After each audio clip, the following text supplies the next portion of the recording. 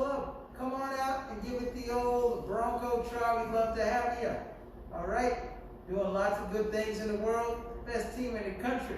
So, we'd love to see you there. And now we're going to go to our second sport of the dynamic.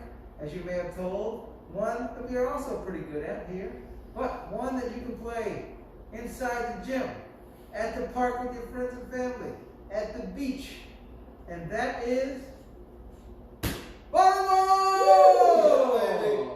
So, we're going to give you a little general rundown here of how to hit the ball, of how to play the game, etc.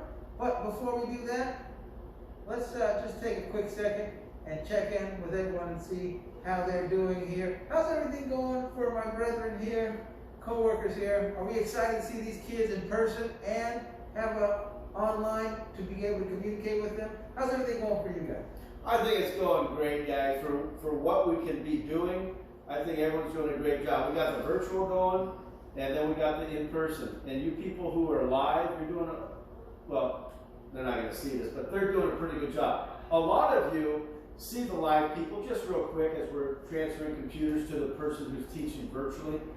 But I'm really proud of the people who are live, and I'm proud of you guys too, because I know there's probably a handful or more of these virtual learners that you'd rather be at school, but your parents are playing it safe. I understand that. I might do that as a parent as well. So it'll be the blink of an eye, though, and the year will be over.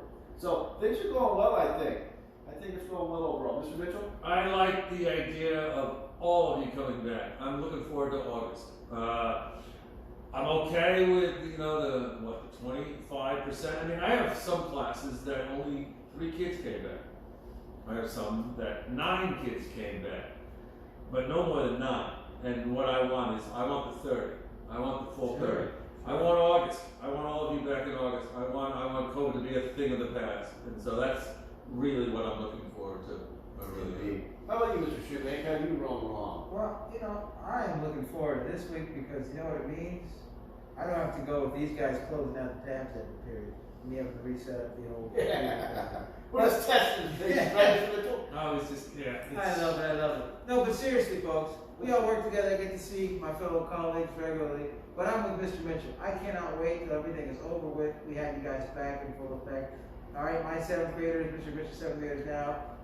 They're going to be a good number. They're going to be with Mr. Moore-Himmick next year. We'll get together and get some competition in person, some more balls, some rocks, heck, some soccer, some basketball, whatever we got going. It's a good way to get us all into the dynamic and back into one big community again.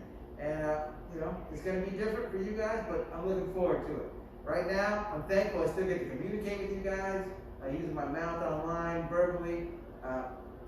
It's good to have some kids back in class, but when we all get back in action, it'll be great to have you guys back with us in Belmont.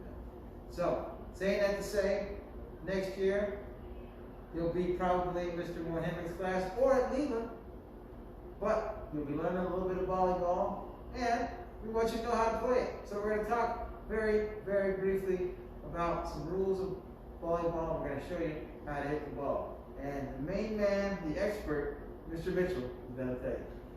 Well, I don't know if I'm an expert, but I think I can show you a few things. You gotta learn 3 things to be able to play volleyball. You gotta learn how to bump, which is an underhand pass. You gotta learn how to set, which is an overhand pass, and you have to learn how to serve. You learn those 3 things, you're playing volleyball. What if I wanted to learn how to fight? That's dodgeball! I was fired up. That was close to a headshot, too. May not have counted. And it's true, you can spike the ball. The only problem that you can run into when it comes to spiking is, sadly, if you're a shorty. If you're like 5 feet tall, the net is like 8 feet tall. So you got to be able to get up. You got to have 3 feet of vertical or 2 feet of vertical leap. That's a lot of vertical. If you watch volleyball players on TV, they're almost all 6 feet tall. Okay. Although Bret Hart has a very good volleyball team that does spike the ball all the time, so it really is about the hops. I mean, if you watch some kids, I've watched kids who basically play basketball who can jam the ball when they're way under 6 feet. so it's all about the highs. But let's talk about the 3 things you need to do, okay? So the bump, because the ball will be served to you from the other side. It's going to come out of the sky. It's going to come usually to the back row. If it does come to the back row, your job is to bump it to the front row, okay? So the bump is you putting one hand on top of the other, putting your thumbs together, keeping your arms like a board, and then bumping it either down by where your thumbs are, right around here where it's nice and flat, or the very first part of your arms. And your job is to bump that ball nice and soft and nice and high to the people in the front row. That's your job. It is not to bump it all the way over the net. Alright? It's hard to bump all the way from the back row all the way over the net. Okay? It's very easy to bump it just like 3 feet in front of you, the person who's in the front row.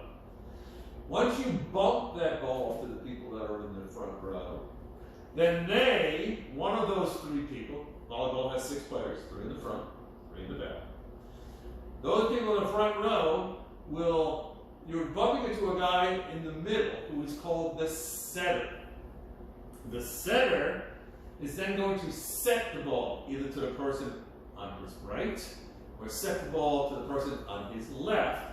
And that person will then, Mr. Shoemake, spike that baby over the net. These guys are scary.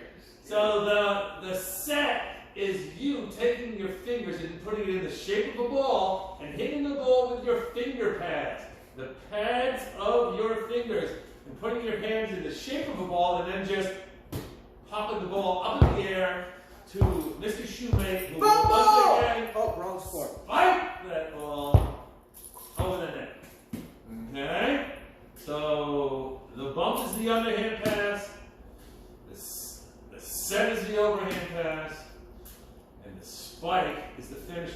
Now, Mr. Mitchell, I'm just trying to wrap my right. I can't, catch the ball and put it back. No, that's illegal. That's called a hold. You are not allowed to hold the ball at all. You have to pop it. Okay?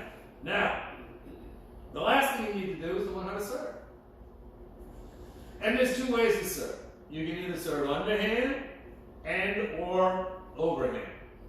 If you're playing and you really want to have a good dynamic serve that makes the other side screw up sometimes because they can't get to the ball because it's been served out at really high speed, coming down at an angle at them, you got to go overhand. If you're just learning how to play and you're just trying to get the ball over the net from that back line of the volleyball court, you might want to go underhand. So I always teach both. And Mr. Morningway and Mr. Shoemake, they teach both of us. Okay? The deal is, if you cannot serve the ball over the net on the first hit, the other team gets the ball and the point. So the serve is incredibly important. You got to get that ball in one hit all the way over from the back end line, all the way over that 8-foot net. All right? How do I get a point? That's all there is to it. Is you get that ball over the net to the other side, and if they make a mistake, you get a point. And believe it or not, you can get a point on defense also. If the team that serves it, they serve it into the net, they serve it out of bounds or whatever else, the other team gets the point. So you don't have to serve to get the point. The point can be given either way. That's one thing that's changed, am I correct? That is correct. It used to be, in order to get a point, you had to be the serving team to get the point. That's true. And they eliminated. Games took a lot longer. And games were only to 15 back then. Yeah.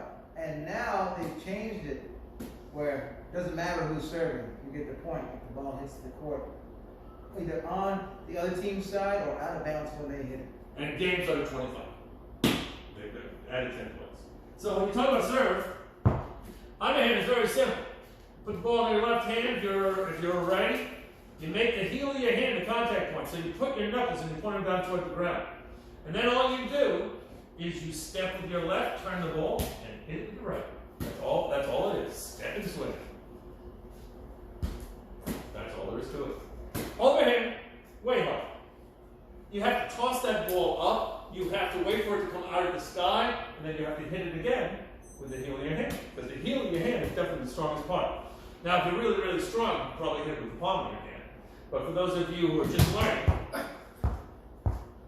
problem? That's So all you do is you just throw it up, spin, and hit. That's all there is to it. Throw it up, spin, and hit. And make sure you hit it up here.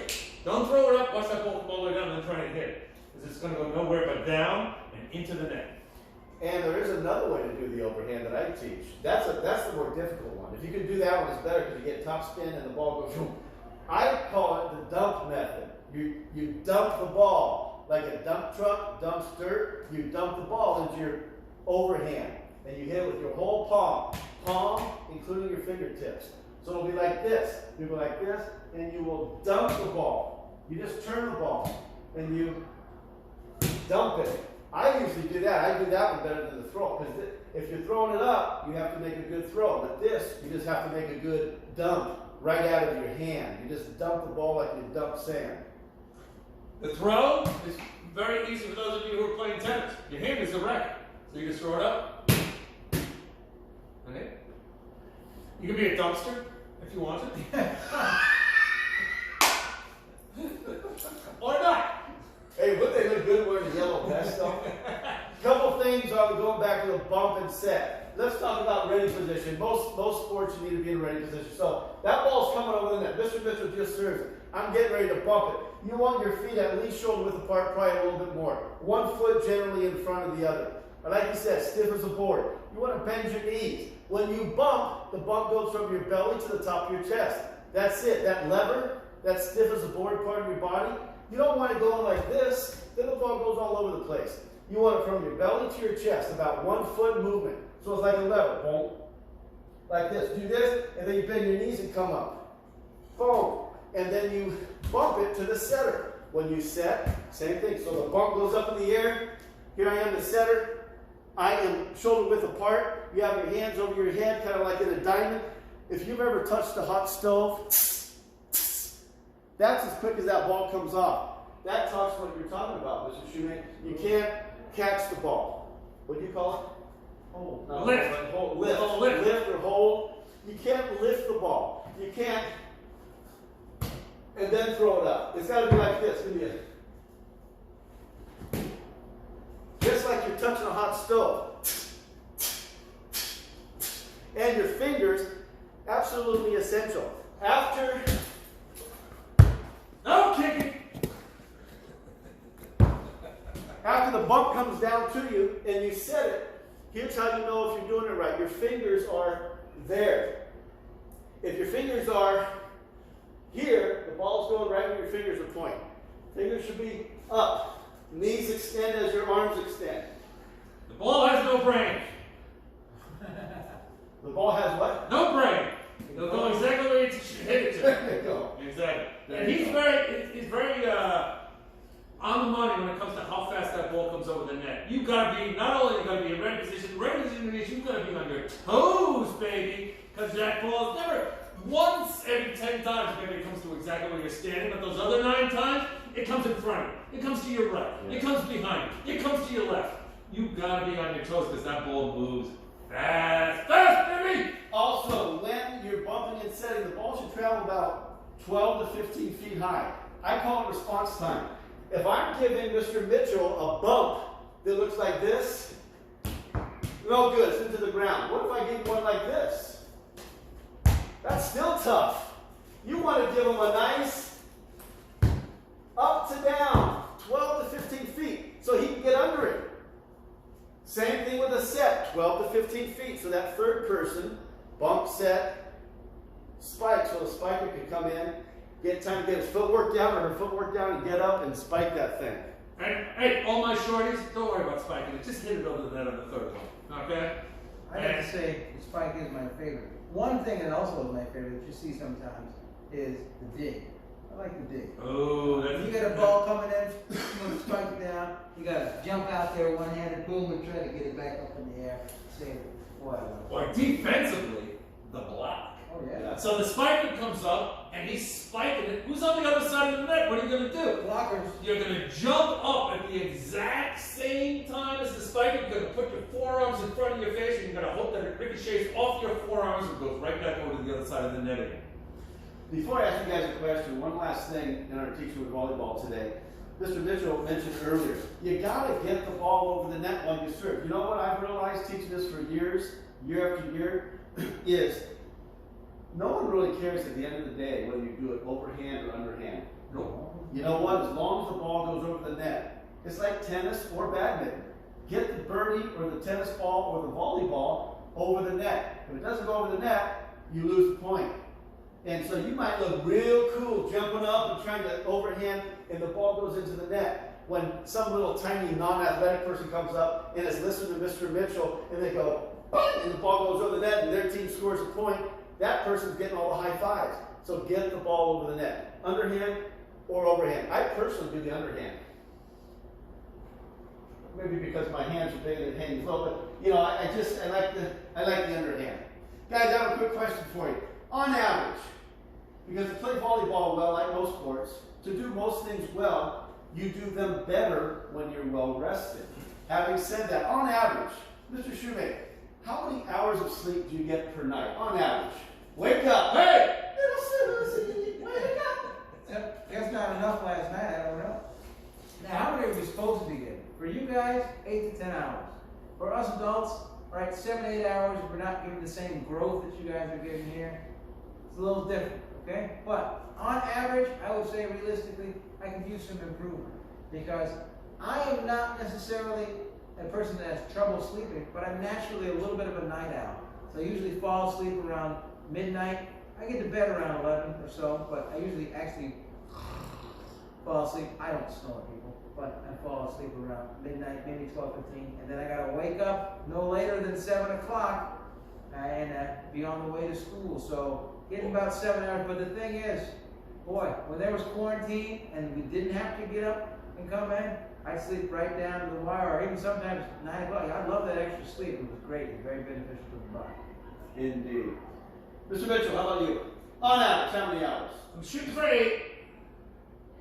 I try and get to bed by 10. And usually I wake up around 6, 6:30. So I'm shooting for 8. Do I always make 8? No. But for now, man, I can toss and tumble, have bad nights of sleep. Happens all the time as you get older. Sorry, don't get old. Don't get old. I agree. I try to get 8, but don't normally. I usually get to bed around 11. I'm very thankful, though. Normally I can fall asleep rather quickly, but I'm up 1 or 2 times a night, and then usually I can go back to sleep pretty quickly. Sports Factor, what's on your mind today? All right, well, we're talking volleyball, and where we live in this area, there is a woman who has won so many Olympic championships with a teammate. Now, one of them lives in, I'm not going to say where, but she is world famous for her volleyball, 2-on-2 volleyball. And she is world famous for beach volleyball and has won more championships with her partner than anyone else ever. Who is that woman who lives in this area? Ooh, yeah. Jolly Geographer! All right.